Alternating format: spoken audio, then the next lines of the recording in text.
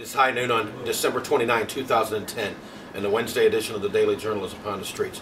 Mike Fry here with Nicole. Nicole, it's been 2 days since the explosion took place at the local sewer plant. Some good news developed yesterday, potentially good news. Some biologists, some representatives of the Department of Natural Resources have investigated what's going on with the river. No sign of dead fish out there, so looks like a potential disaster averted. In fact, one of the officials is saying it wasn't raw sewage that got in the river, more so discolored water. Discolored, really? So no, the water quality is still pretty good. Oxygen level is fine, they say, so looking good. The big hatching area for walleye, too, they were checking out.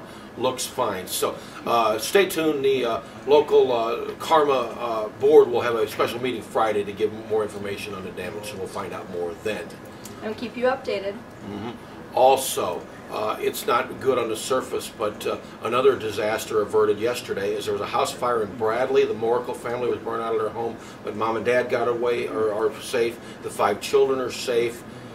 2 dogs are safe. Of the 4 cats they had, 1 did perish, but the other 3 are okay. So you know you can replace a house, you can replace a car, but you can't replace flesh and blood. So ultimately it looks like it'll work out okay. Yeah, it sounds like a pretty happy story, except for the 1 poor little cat, but that's a pretty good thing that all of them... Yeah, they're alive. That's important. Exactly. Not good when a house burns down, but everybody's alive. We've been talking about this weather the last few days and this abrupt warm-up that is just coming here Thursday and Friday. I guess Dennis Yonkha knows more about that.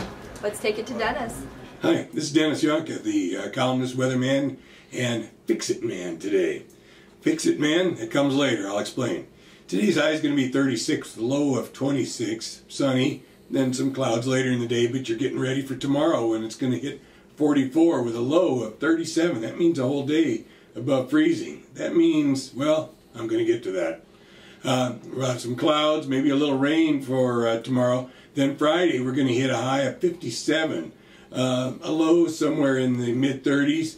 We're going to get a little more rain, a little breeze. There'll be some fog problems too. But the bigger problems are what they're known as ice dams. They're what happened to people who don't clean out their gutters. And so the ice is built up, the icicles are hanging down, the snow is melting up here. It's got nowhere to go. And that's what's going to show up on the roof of your edge of the ceiling there in your house. You're going to have a mess, potentially. That's only the lazy people. That's people like me, maybe. But not like those 2 folks doing the news at noon today. We'll get right back to them now.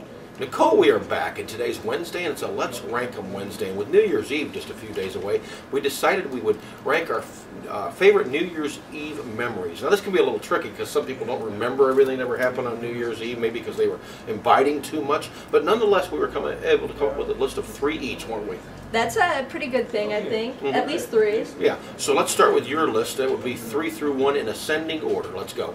Alright, a few years back, one of my first years at Columbia, I was the RA on duty for New Year's, so it wasn't very fun for me, but everyone who was partying in the dorms got a free pass that night, so I'm sure it was alright for them. Number 2, me and my parents went down to Florida when I was younger, so we got to celebrate in the Keys, went to the ocean and popped a bottle of non-alcoholic champagne since I was underage, but it was really nice. And then number 1, last year, me and my friends went and saw Humphreys McGee's New Year's show, and then we went back and played Wii until like 4 or 5 in the morning, so it was a lot of fun, good times with good friends. Sounds good. My New Year's Eve memories harken back to my boyhood days because they're the ones that I remember the best, and here we go, 3 through 1. I can even remember the date for number 3. It was December 31, 1972. I was listening to WLS AM radio. They had the top 89 on for that particular year, and I listened with great anticipation, and finally here came the number 1 song of 1972. It was Killing Me Softly by Roberta Flack. So that's my 3rd top memory. Number 2, my mom and dad go out one New Year's Eve, and I have 5 brothers, 6 of us total, and they had a hard time getting any women to babysit us, so they hired this man babysitter, okay? And we started to cause a ruckus, and I said, hey guys, settle down, settle down. Why don't you get out your toys you got for Christmas and play with them? Well, guess what? Between Christmas and New Year's Eve that particular year, we had broken every single toy given to us, so there were no toys to play with. And my number 1 memory. Also has to, might have been even been that year. The local Knights of Columbus had a prime rib dinner dance one New Year's Eve. My dad was the chairman of the event, if you will. So here he comes after midnight. He's got a big aluminum tray full of prime rib and baked potatoes. And I had never had any prime rib to that point in my life, so we just scarfed that food down, those meat and potatoes. Oh, it was so good. And that was my #1 New Year's Eve memory, at least the ones I can remember. Very nice. Sounds like some good memories eating prime rib at like, what, 1 in the morning? That was about right. Yes, it was good. Hey, you News and Nooners, why don't you build some New Year's Eve memories for yourself here in coming days? Just make sure you don't get into jail doing it. That'll do it for the News at Noon today. You can subscribe to the Daily Journal by calling 815-937-3322. You can also pick it up at the newsstand. And so until tomorrow, stay informed and do something outside with this nice weather.